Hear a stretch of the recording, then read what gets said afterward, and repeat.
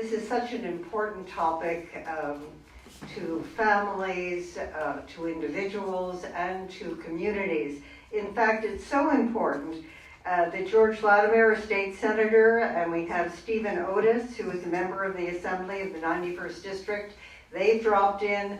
This is an issue that is at so many levels of our society. It is obviously at first a family issue, but it becomes also a community issue, a society issue, a public health issue. And George and I, we have the book, so we're ready to learn from Meryl and to see what we can do in our roles in state government to try and help, where there are policies and things that we can do to help us all grapple with a challenging problem for which we need medical help, but also we need better understanding at all levels of society. So thank you for coming to Larchmont, and I would expect a good turnout from Larchmont even on a beautiful day.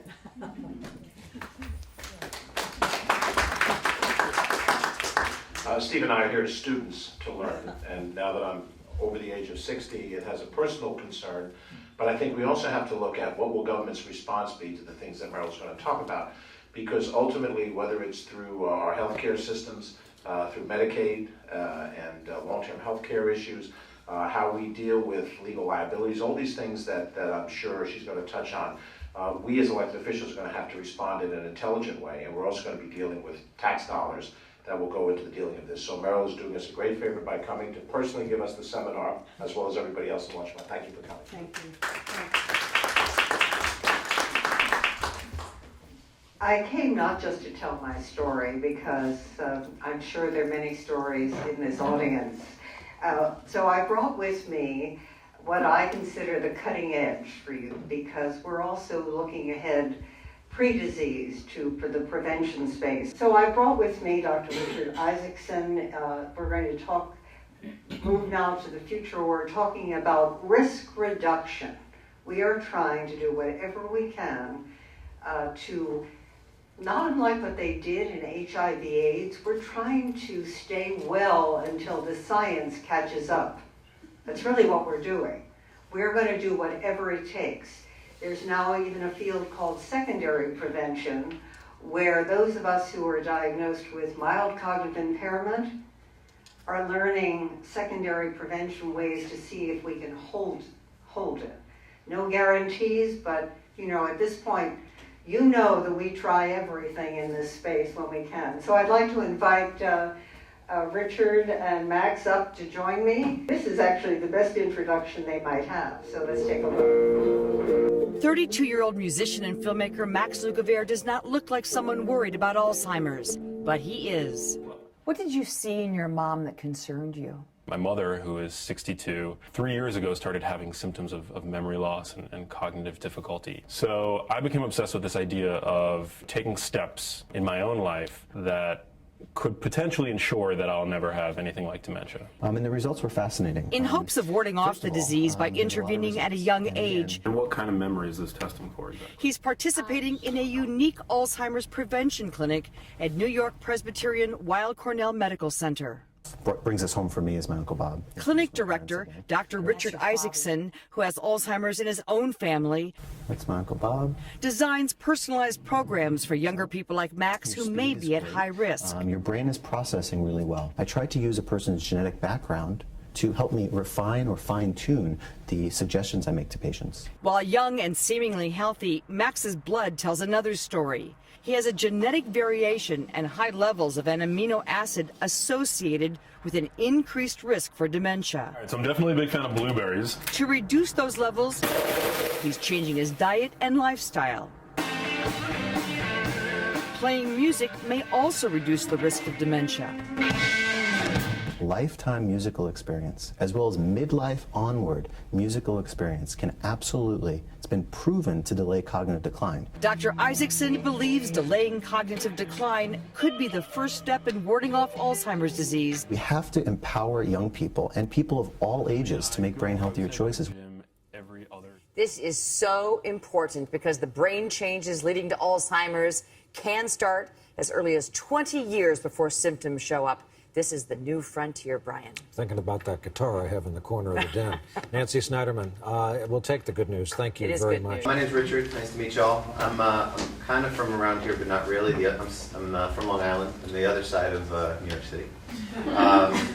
I'm an Alzheimer's specialist, but as you saw, I have multiple family members with this disease. My Uncle Bob was diagnosed when I was in high school. I actually diagnosed my dad's cousin at a wedding back in 2007.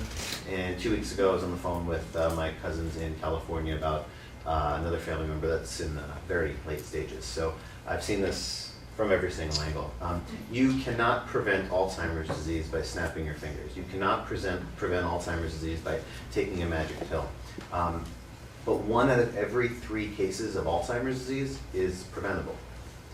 Okay, that's decent news. 2 out of 3 cases are not necessarily preventable, and that's why this disease is complex. We can hit a patient with the kitchen sink in terms of treatments and preventative strategies, and nothing happens. But we can hit other patients with the kitchen sink, and a lot happens. And that's why Alzheimer's is so complex, because people have different genes, different responses to therapies. That's my philosophy. I also believe that, as we know, the disease starts 20 years, sometimes more, 30 years before symptoms. When someone starts having memory loss, that person started having Alzheimer's disease 20 to 30 years before that first symptom. And that's why in our Alzheimer's prevention clinic, we see people of all ages. My youngest patient is 27. You're like middle age for my practice now. My oldest patient is 91. Okay. Anyone at any age can start to make brain healthier choices. There's nothing magical that we can do to stop this disease. Every person you may have to intervene very differently for. Max is a very unique case. Max is one of my fascinomas. It's a term we use in medicine when we're completely confused but want to sound smart. So every case is interesting though, because people can take different pathways to Alzheimer's. That's my belief. And the earlier we intervene, the better the likely that we can delay, whether it's 6 months, a year, 2 years, or 5 years, or in certain cases, 1 out of every 3 cases, possibly prevent the disease. We still have a long, long, long way to go. But if we take a really deep dive, we do some really fancy stuff, really detailed cognitive testing. Meryl's been kind of a leader in this space. Really detailed blood work, really detailed imaging, really fancy stuff that's not ready for prime time yet, but we do it currently in our clinic. I think in 5 to 7 years from now, this will be a different disease. And in 10 to 15 years from now, we're going to be breathing a little bit better. Is a cure around the corner? No. No way. Are preventative strategies here now? Yes. There are Alzheimer's prevention research studies ongoing right now. If your brain is normal and your cognition is normal and you're 65 and older, you can enroll in an Alzheimer's prevention study. I couldn't say this a few years ago. Okay? So we're making leaps and bounds in progress, but we still have a long way to go. You have to actually, there is an A4 prevention trial underway nationally at multiple sites. You have to admit to being 65, and I know in an environment where 60 is the new 40, that's the ultimate in denial. But it's very important to know that you also need to know that there's a 90% fail rate, which means you may sign up, but you may not qualify to be part of the study. So it needs lots of us stepping forward to be tested. That's very, very true. I have people that I am certain that they're going to qualify for the test, and 2 of my first 3 people that I was certain first on the list didn't qualify for one reason or another. These research trials have to be very, very specific and very, they have to screen really carefully. So we need as many people as possible who are between the ages of 65 to 85 that aren't having trouble with their memory, or maybe just having a little bit of trouble, that have a family history of Alzheimer's, to potentially get screened to see if they can qualify. Max? Hi, everybody. It's an honor to be here. Isn't he the age of either our sons or our grandsons? Central casting, go ahead. So I've been doing a lot of sort of advocacy in this regard. You know, I encountered the work of Dr. Richard Isaacson, and I thought he was a true rock star. And I think this is an idea that is relevant to everybody. So just by a show of hands, raise your hand if you have a brain. Right, that's pretty much everybody. So I think that, you know, everybody can stand to benefit from taking steps in their own life that can minimize their risk. And so I'm working right now on a feature-length documentary about the topic. I think that the brain perhaps has suffered from the sort of reductionist view that it's closed off from the rest of the body, and so I think that the insights that are coming to light today about the myriad of ways that our lifestyles and our diets affect brain health, to me, are, not only fascinating but incredibly important. So when I encountered the Alzheimer's prevention clinic, I was really interested in the way that I might augment my brain health in my day-to-day life, and I realized that you can do really simple things like exercise. It's incredibly important. There's evidence that it can slow the progression of these sorts of diseases. Very good for the brain in many ways. And then dietary factors. Things as simple as consuming more blueberries. I mean, it's hard to believe that something that you eat can go up, make its way up here and bolster your brain health. But these are the kinds of things that I have put into practice in my own life, and I think that they're very empowering. As Meryl alluded to, it's 2015. I don't think that the narrative necessarily has to be one of doom and gloom. Obviously, the disease is heart-wrenching, but we have enough insight today where I think by highlighting the empowering message behind all of this, I think that's the way to sort of get people to potentially minimize their risk, and a way that we can really make a dent in this disease. So maybe I just want to comment. We don't want to give people false hope. We want to take a very science-based, evidence-based approach. And I know that the data that Max communicates, and Max is teaching me things and emailing me new articles all the time. I'm learning from my patients, I'm learning from my journals, I'm learning from the colleagues.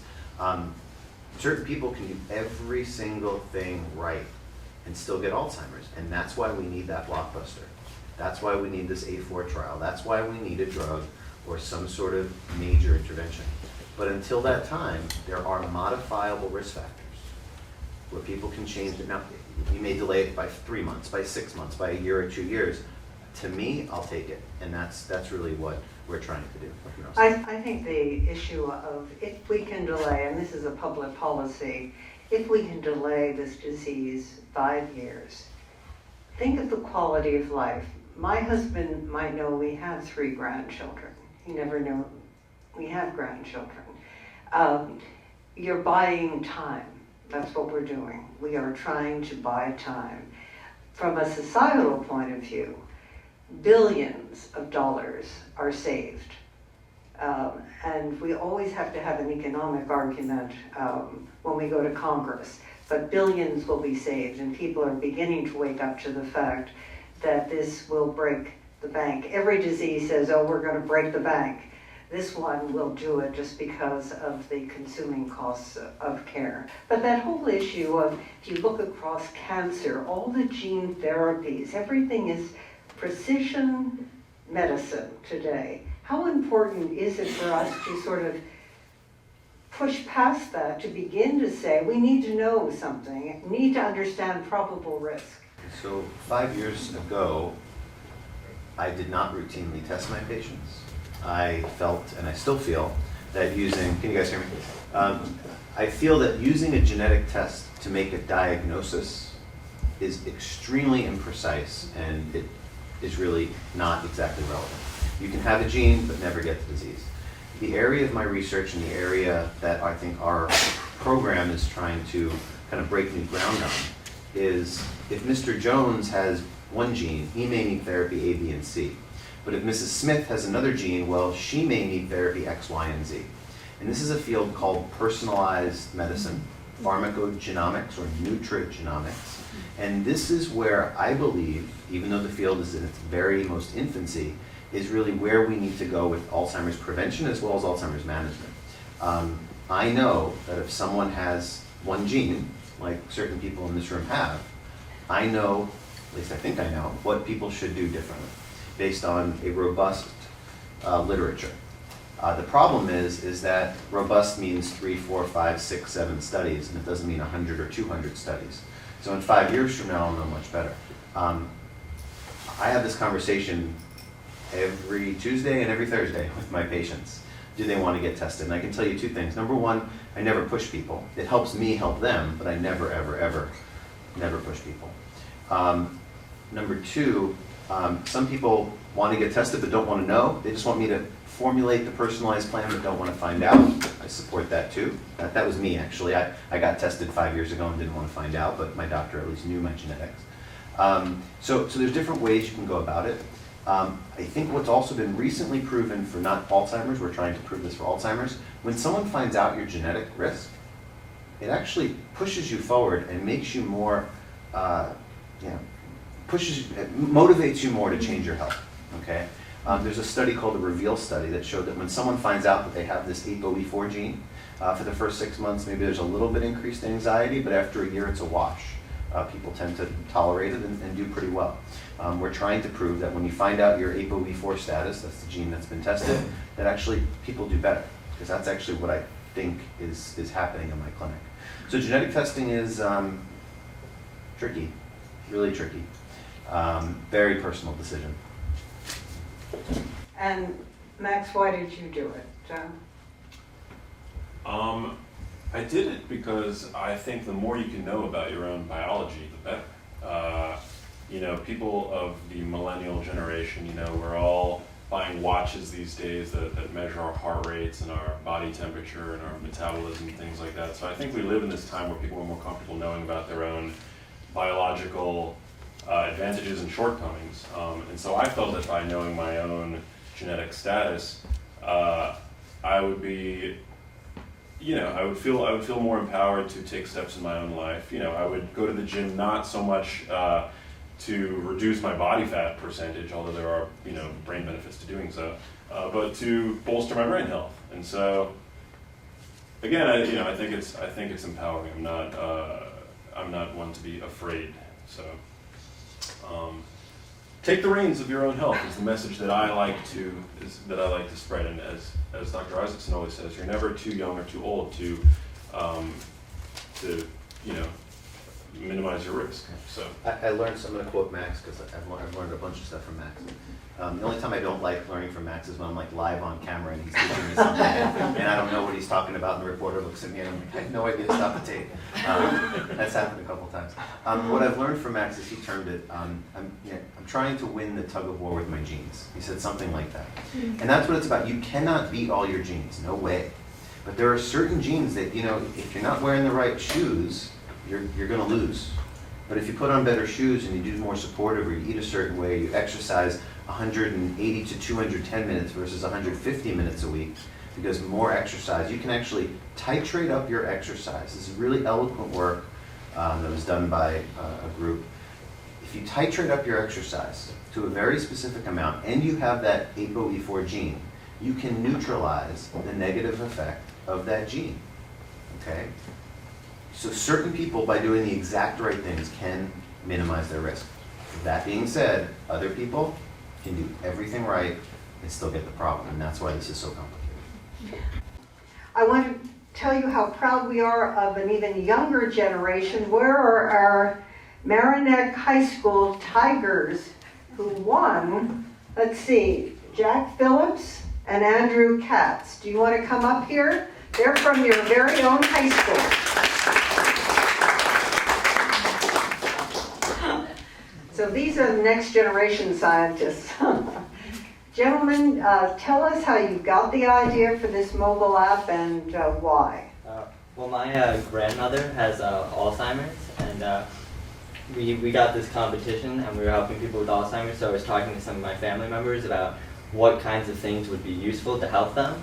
And my uncle actually said to me it was like a simple calendar to help her track out her events, and that wasn't too complex, and also something maybe to help out with some of the social interactions. So we came up with our app, which is a simple calendar, and then you can attach these flashcards to it, and these flashcards have a picture of either a place or person, and you can tap on that and you can find information about this person or this place. So it's like a cheat, it's like Cliff Notes. Yeah. Yeah. What's the hardest part for you as a grandchild, vis-a-vis your grandmother? Does she know who you are? Yeah, she still knows. She still knows who you are. What is most upsetting to you about the disease?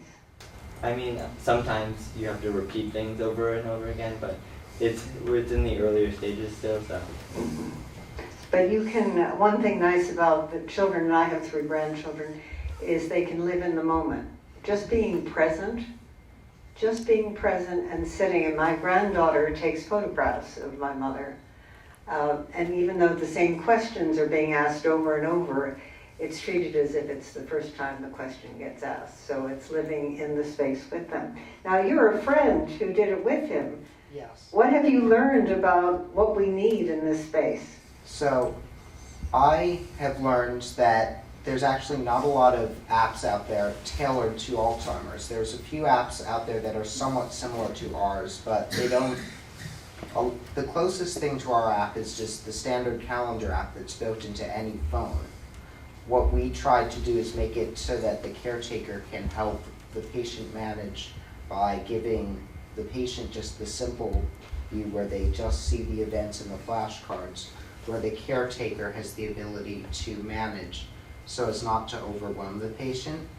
And we felt this was important because when we looked at a few of the apps out there, we quickly realized that some of them were very complicated and that some Alzheimer's patients wouldn't even be able to operate them.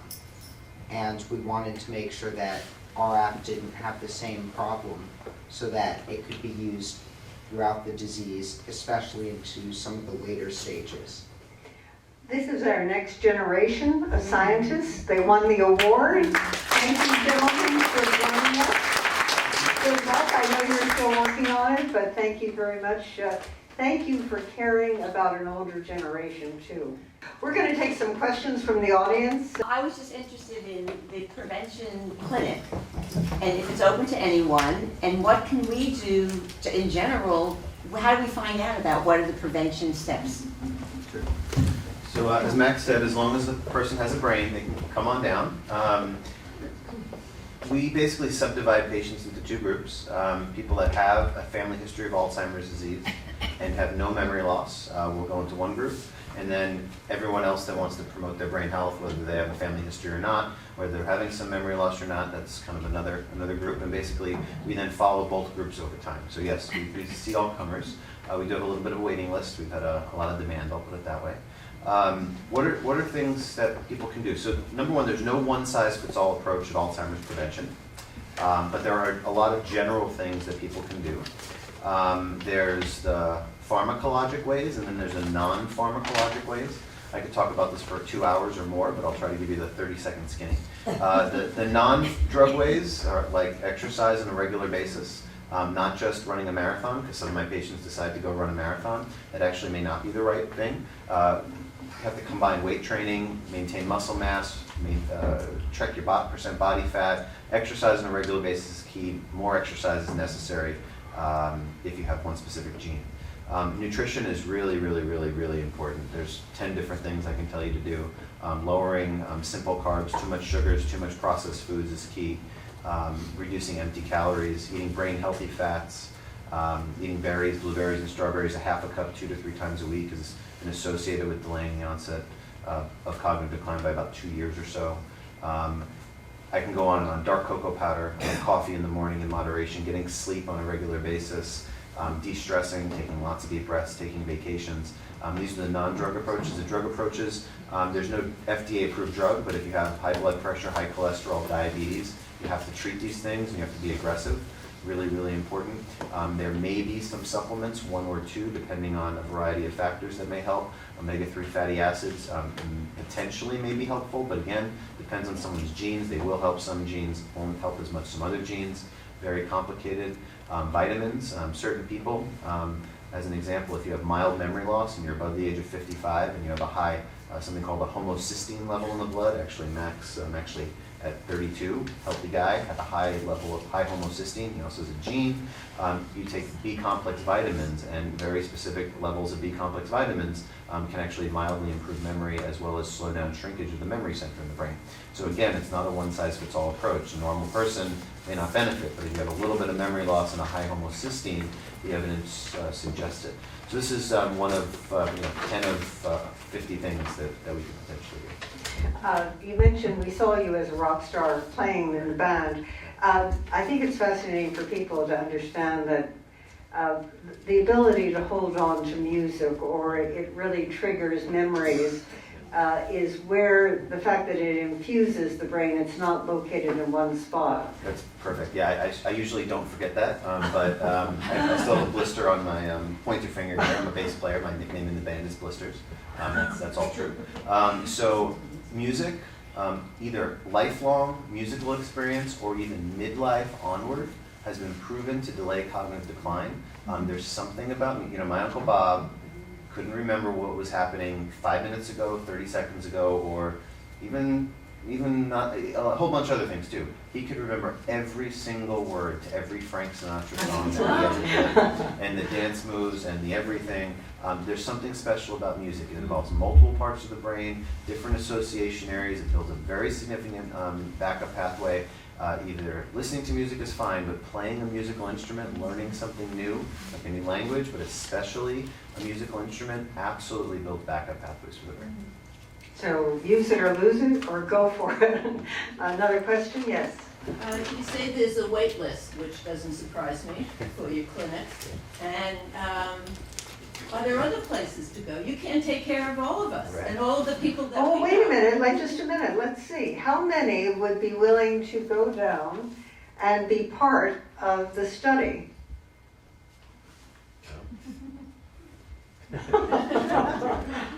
So I'll give you a background of the history of Alzheimer's prevention in the United States and in the world. To my knowledge, in 2013, we were the first dedicated Alzheimer's prevention clinic in the country. In March of 2014, the clinic opened up in Birmingham, Alabama. And then about 5 months ago, a clinic opened up in LA. I was out in Tokyo in September 2014. I was other places. Baby infancy, like 3 places that I know of that are actively doing what we're doing. So that's the problem. Major problem. What we've tried to do is to reach people online through educating people online. It's a free website. It's created by Weill Cornell and New York Presbyterian, tons of other places. I can give you the website if you want. It's www.alzu, ALZ like Alzheimer's and then universe.org. And it's basically, you can take coursework on Alzheimer's disease, you can take brain activities, you can check your memory function, you can join Alzheimer's registries, you can join us against Alzheimer's, an action group, you can learn more about Alzheimer's prevention studies, and it's all free online. So for those that can't make it down to Alabama, LA, or New York City, it's a little something. And Richard is very modest at a time when the budget for the NIH is off about 25%, really one of its lowest points historically, and really threatening our competitiveness in this whole area of medical advancement at a time where the pipelines are getting full.